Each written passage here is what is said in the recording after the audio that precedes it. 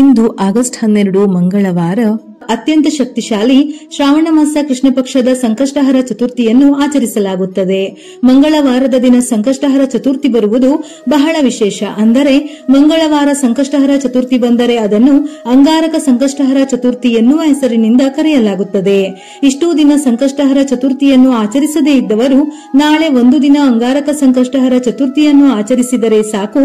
21 ಸಂಕಷ್ಟಹರ ಚತುರ್ಥಿಯನ್ನು ಆಚರಿಸಿದಷ್ಟು ಪುಣ್ಯ ಫಲಗಳು ಪ್ರಾಪ್ತಿಯಾಗುತ್ತದೆ. ಗಣೇಶನ ಸಂಪೂರ್ಣ ಅನುಗ್ರಹ ಲಭಿಸುವುದಲ್ಲದೆ ಸಂಪತ್ತು ವೃದ್ಧಿಯಾಗಿ ಪ್ರತಿಯೊಂದು ಕೆಲಸದಲ್ಲೂ ಯಶಸ್ಸು ಲಭಿಸುತ್ತದೆ. ಹಾಗಾಗಿ ನಾಳೆಯ ದಿನ ನಿಮ್ಮ ಕೈಲಾದಷ್ಟು ಗಣಪತಿಯನ್ನು ಆರಾಧಿಸಿ ಪೂಜಿಸಿ. ಪ್ರತಿ ತಿಂಗಳು ಬರುವ ಸಂಕಷ್ಟಹರ ಚತುರ್ಥಿಯನ್ನು ಒಂದೊಂದು ಹೆಸರಿನಿಂದ ಪೂಜಿಸಲಾಗುತ್ತದೆ. ಹಾಗೆಯೇ ಶ್ರಾವಣ ಮಾಸದಲ್ಲಿ ಬರುವ ಈ ಸಂಕಷ್ಟಹರ ಚತುರ್ಥಿಯನ್ನು ಹೇರಂಬ ಸಂಕಷ್ಟಹರ ಚತುರ್ಥಿ ಎನ್ನುವ ಹೆಸರಿನಿಂದ ಕರೆಯಲಾಗುತ್ತದೆ. ಮಂಗಳವಾರದ ಅಧಿಪತಿ ಕುಜ. ಹಾಗಾಗಿ ಕುಜದೋಷ ಇರುವವರು ಮದುವೆಗೆ ಅಡೆತಡೆಯಾಗುತ್ತಿದ್ದರೆ, ಉದ್ಯೋಗ ಹಾಗೂ ವ್ಯಾಪಾರದಲ್ಲಿ ಸಮಸ್ಯೆಗಳಾಗುತ್ತಿದ್ದರೆ, ಸಂತಾನದಲ್ಲಿ ಯಾವುದಾದರೂ ದೋಷಗಳಿದ್ದರೆ ಈ ಸಂಕಷ್ಟಹರ ಚತುರ್ಥಿಯನ್ನು ತಪ್ಪದೇ ಆಚರಿಸಿ. ಇದರಿಂದ ನೀವು ಕೋರಿದ ಇಷ್ಟಾರ್ಥಗಳು ತಕ್ಷಣವೇ ಈಡೇರುತ್ತದೆ. ಚತುರ್ಥಿ ತಿಥಿ ಸಮಯ ಆಗಸ್ಟ್ 12 ಬೆಳಿಗ್ಗೆ 8:40 ಆರಂಭವಾಗಿ ಆಗಸ್ಟ್ 13 ಬೆಳಿಗ್ಗೆ 6:35 ಮುಕ್ತಾಯವಾಗುತ್ತದೆ.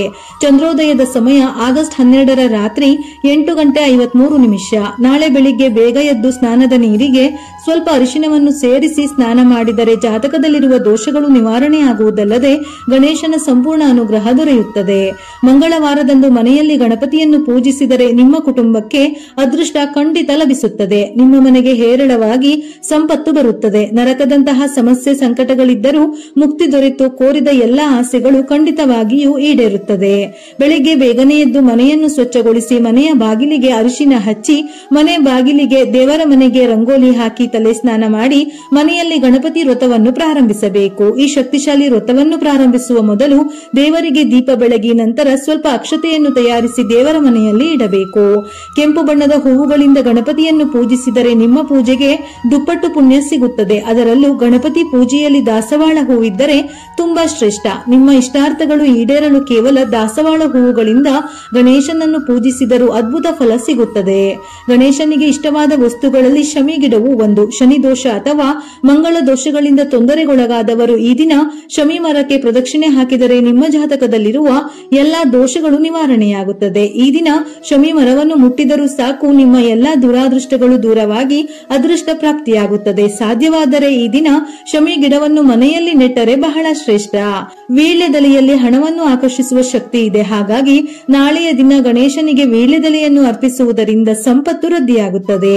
ಗಣಪತಿಗೆ ಅತ್ಯಂತ ಪ್ರಿಯವಾದವುಗಳಲ್ಲಿ ಗರಿಕೆಯೂ ಒಂದು. ಹಾಗಾಗಿ ಸಂಕಷ್ಟಹರ ಚತುರ್ಥಿ ದಿನದಂದು ಮನೆಯಲ್ಲಿ ಪೂಜೆ ಮಾಡುವಾಗ 21 ಗರಿಕೆಯನ್ನು ಅರ್ಪಿಸಿ. ನಿಮ್ಮ ಮನಸ್ಸಿನಲ್ಲಿರುವ ಯಾವುದೇ ಆಸೆಯನ್ನು ಕೇಳಿಕೊಳ್ಳಿ. ಕೋರಿದ ಎಲ್ಲಾ ಆಸೆಗಳು ಖಂಡಿತವಾಗಿಯೂ ಈಡೇರುತ್ತದೆ. ಅದೇ ರೀತಿ ನಿಮ್ಮ ಪತಿಯ ಆದಾಯ ಹೆಚ್ಚಾಗಲು, ನಿಮ್ಮ ಪತಿಗೆ ಅದೃಷ್ಟ ಒಲಿದು ಬರಲು ಈ ಸಂಕಷ್ಟಹರ ಚತುರ್ಥಿ ದಿನದಂದು 21 ಏಲಕ್ಕಿಗಳನ್ನು ದಾರಕ್ಕೆ ಪೊಣಿಸಿ ಒಂದು ಏಲಕ್ಕಿ ಹಾರವನ್ನು ತಯಾರಿಸಿ ಗಣಪತಿಯ ಫೋಟೋಕ್ಕೆ ಹಾಕಿ.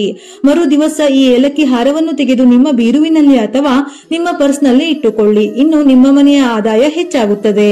ನಿಮ್ಮ ಪತಿಗೂ ಅದೃಷ್ಟ ಒಲಿದು ಬರುತ್ತದೆ. ಈ ಸಂಕಷ್ಟಹರ ಚತುರ್ಥಿ ದಿನದಂದು ಈ ರೀತಿಯಾಗಿ ಗಣಪತಿ ವ್ರತವನ್ನು ಆಚರಿಸಿದವರಿಗೆ ಗಣಪತಿಯ ಆಶೀರ್ವಾದದಿಂದ ನಿಮ್ಮ ಕಷ್ಟಗಳೆಲ್ಲವೂ ತಕ್ಷಣವೇ ದೂರವಾಗಿ ತಲೆಮಾರುಗಳವರೆಗೆ ಬರುವಂತಹ ಐಶ್ವರ್ಯ ಲಭಿಸುತ್ತದೆ.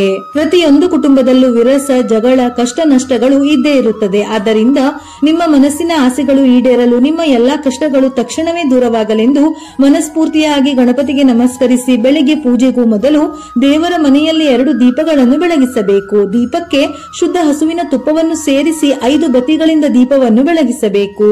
ಹಿತ್ತಾಳೆ ಅಥವಾ ಮಣ್ಣಿನ ದೀಪಕ್ಕೆ ಹಸುವಿನ ತುಪ್ಪವನ್ನು ಸೇರಿಸಿ 5 ಬತ್ತಿಗಳಿಂದ ದೀಪಾರಾಧನೆ ಮಾಡಿ. ದೀಪವನ್ನು ಹಚ್ಚಿದ ತಕ್ಷಣ ಮೊದಲು ದೀಪಕ್ಕೆ ನಮಸ್ಕರಿಸಿ ದೀಪದ ಬಳಿ 1 ಹೂವನ್ನು ಸಮರ್ಪಿಸಬೇಕು. ನಂತರ ಗಣಪತಿಗೆ ಮುಡುಪು ಕಟ್ಟಬೇಕು.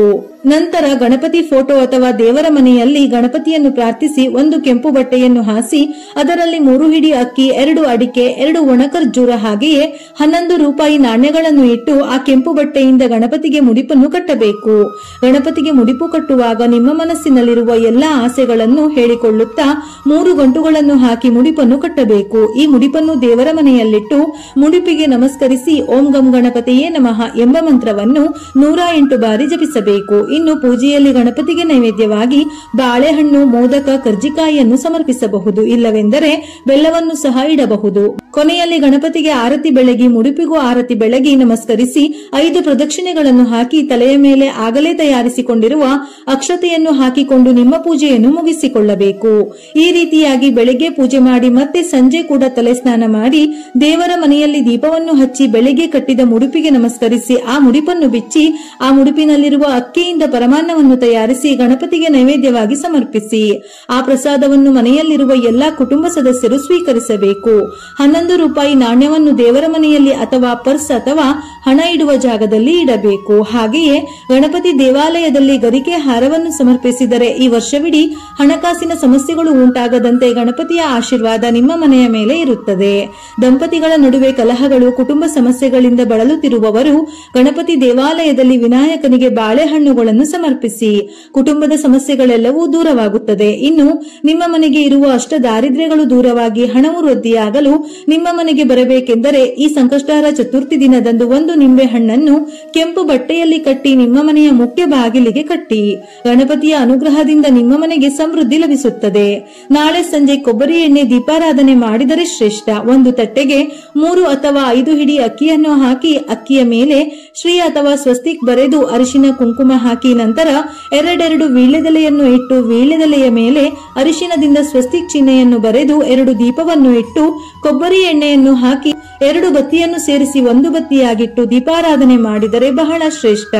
ಪೂಜೆಯ ಸಮಯದಲ್ಲಿ ಗಣೇಶನಿಗೆ ಸಂಬಂಧಪಟ್ಟ ಗಣೇಶ ಅಷ್ಟೋತ್ತರ, ಗಣಪತಿ ಉಪನಿಷತ್, ವೇದ ಮಂತ್ರಗಳನ್ನು ಪಠಿಸಬಹುದು. ಸಂಕಷ್ಟಹರ ಸ್ತೋತ್ರ, ವಕ್ರತುಂಡ ಮಹಾಕಾಯ ಅಥವಾ ಯಾವುದಾದರೂ ಗಣೇಶನಿಗೆ ಸಂಬಂಧಪಟ್ಟಂತಹ ಮಂತ್ರ ಶ್ಲೋಕಗಳನ್ನು ಸಂಕಷ್ಟ ಚತುರ್ಥಿ ವೇಳೆ ಪಠಿಸಬಹುದು. ನೆನೆಸಿದ 21 ಕಡಲೆಕಾಳಿನ ಹಾರವನ್ನು ಹಾಕಿದರೂ ಕೂಡ ಗಣೇಶನ ಸಂಪೂರ್ಣ ಅನುಗ್ರಹ ಲಭಿಸುತ್ತದೆ. ಮನೆಯಲ್ಲಿ ಗಣೇಶನ ವಿಗ್ರಹವಿದ್ದರೆ ಹಸಿ ಹಾಲಿನಿಂದ ಅಭಿಷೇಕ ಮಾಡಿದರೆ ಸಾಲದ ಸಮಸ್ಯೆಗಳೆಲ್ಲ ಕ್ರಮೇಣವಾಗಿ ನಿವಾರಣೆಯಾಗುತ್ತದೆ. ಒಂದು ವೇಳೆ ವಿಗ್ರಹವಿಲ್ಲವೆಂದರೆ ಹಸಿ ಹಾಲನ್ನು ನೈವೇದ್ಯ ಮಾಡಿದರೂ ಕೂಡ ಅದ್ಭುತ ಫಲಗಳು ಪ್ರಾಪ್ತಿಯಾಗುತ್ತದೆ. ಸಂಕಷ್ಟಹರ ಚತುರ್ಥಿ ವ್ರತವನ್ನು ಮಾಡದೇ ಇದ್ದರೂ ಕೂಡ ನಾಳೆ ನಿಮ್ಮ ಕೈಲಾದಷ್ಟು ಗಣಪತಿಯನ್ನು ಆರಾಧಿಸಿ ಮೇಲೆ ಹೇಳಿದ ಪರಿಹಾರಗಳನ್ನು ಮಾಡಿದರೆ ಶ್ರೇಷ್ಠ. ಇಲ್ಲವೆಂದರೆ ಗಣಪತಿಯ ದೇವಸ್ಥಾನಕ್ಕೆ ಹೋಗಿ ಅರ್ಧ ಕೆಜಿ ಆಗುವಷ್ಟು ಬೆಲ್ಲವನ್ನು ಅರ್ಪಿಸಿ ದೀಪ ಬೆಳಗಿ ಸಾಧ್ಯವಾದರೆ 21 ಪ್ರದಕ್ಷಿಣೆ ಹಾಕಿದರೆ ಬಹಳ ಒಳ್ಳೆಯದು. ಸಂಕಷ್ಟಹರ ಚತುರ್ಥಿ ವ್ರತವನ್ನು ಮಾಡುವವರು ತಪ್ಪದೆ ವ್ರತದ ಕಥೆಯನ್ನು ಓದಿ ಚಂದ್ರೋದಯದ ಸಮಯದಲ್ಲಿ ಚಂದ್ರನಿಗೆ ಅರ್ಘ್ಯವನ್ನು ಅರ್ಪಿಸಿ ವ್ರತವನ್ನು ಸಂಪೂರ್ಣಗೊಳಿಸಬೇಕು. ಇದರಿಂದ ಗಣೇಶನ ಸಂಪೂರ್ಣ ಅನುಗ್ರಹ ಲಭಿಸುವುದಲ್ಲದೆ ಸಂಪತ್ತು ವೃದ್ಧಿಯಾಗುತ್ತದೆ, ಸಂತಾನ ಪ್ರಾಪ್ತಿಯಾಗುತ್ತದೆ, ದಾಂಪತ್ಯದಲ್ಲಿ ಯಾವುದೇ ಅಡೆತಡೆಗಳಿದ್ದರೂ ನಿವಾರಣೆಯಾಗುತ್ತದೆ. ಹೀಗೆ ಯಾವುದೇ ಸಮಸ್ಯೆಗಳಿದ್ದರೂ ಕೂಡ ಅದು ಸಂಕಷ್ಟಹರ ಚತುರ್ಥಿಯ ವ್ರತದಿಂದ ನಿವಾರಣೆಯಾಗಿ ಪ್ರತಿಯೊಂದು ಕೆಲಸದಲ್ಲೂ ಯಶಸ್ಸು ಲಭಿಸುತ್ತದೆ. ವಿಡಿಯೋ ಇಷ್ಟ ಆಗಿದ್ದಲ್ಲಿ ಮರೆಯದೆ ಲೈಕ್ ಕೊಟ್ಟು ನಿಮ್ಮವರಿಗೆ ಶೇರ್ ಮಾಡಿ. ಉಪಯುಕ್ತ ಮಾಹಿತಿಯೊಂದಿಗೆ ಮತ್ತೆ ಭೇಟಿಯಾಗೋಣ.